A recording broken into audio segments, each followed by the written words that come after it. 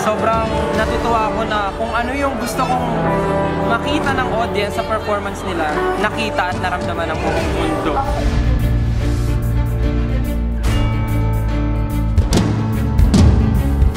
Pagka-genuine nila, yung talent nila, yung skills nila at yung gusto nilang iparating, damang-dama ng tao at doon ako natutuwa.